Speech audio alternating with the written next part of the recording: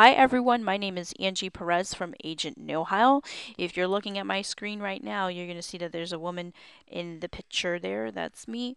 That picture's about 7 or 8 years old, so I'm obviously a little bit older and have a little bit more gray hair, but that's essentially me. I'm putting this video together for two reasons. Number one is that I got a lot of great feedback on a blog post that I did recently, which was called Real Estate Marketing Blog Tips and Ideas. I provided 6 different tips for agents to follow if they're blogging online. It's kind of like my formula for blogging. So that's one of the reasons why I'm providing this video. And also, I'm following one of the tips in the video, or rather in the blog post, which is to provide a video of the content. So again, my name is Angie Perez, Agent Know-How. I run this website to attract, agents who are kind of struggling in their business and want more information about internet marketing and really want to work with someone as a coach to, basically take their business to the next level. So I provide a lot of free content. My blog entries give a lot of great ideas on ways that you can generate business for yourself and how to follow up with different clients and how to do certain things online. So definitely visit the blog. And if you want more information about how I can help you, just click on services and leave a comment. I'm here for you, and I'll basically follow up with you as soon as I can to kind of get an idea of where you're at and where you want to go. Okay. So without further ado, I want to go back to that blog post that I was referring to, which was called Real Estate Marketing Blog Tips and Ideas. I gave you 6 different things that you can start doing today.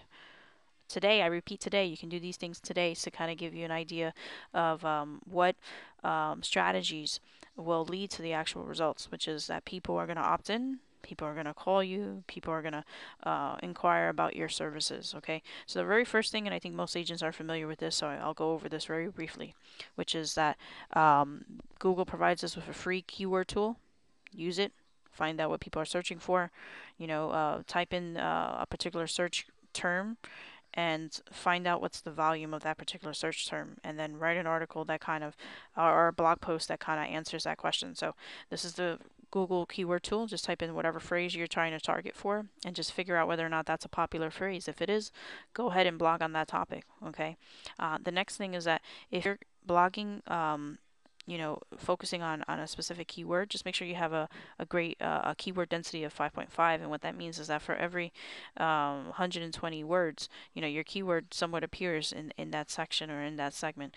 In addition to having those keywords within your header tags, just make sure that your keywords appear larger in some cases than other words, so that Google knows that that's the primary keyword that you're focusing on. All right. The next tip that I have for people is that, in addition to providing great content, have one primary image. Have an image that people can identify with. In this case, my image is of a calculator. I was talking about a formula for blogging, so to me that kind of meant adding things up. So I have an image associated with my blog. It kind of softens the blog up, and it kind of gives people a respite. If you're going to read a lot of information, you're going to want something a little bit visual. The next tip, which is tip number 3, is to organize your information into lists.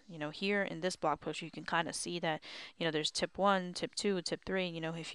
If you're reading it, you're kind of skimming it, and you're kind of figuring out, well, what's the tip, and then what's the content that kind of proves the tip right, or what's the list, what's the list of information that I need.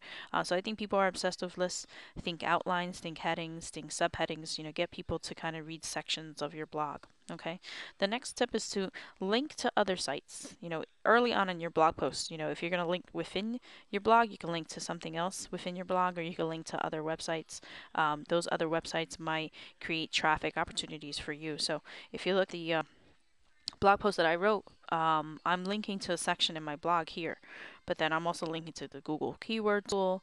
I'm linking to a couple of plugins that I'm using that I talk about in this particular blog post. So I'm basically linking out to other relevant places.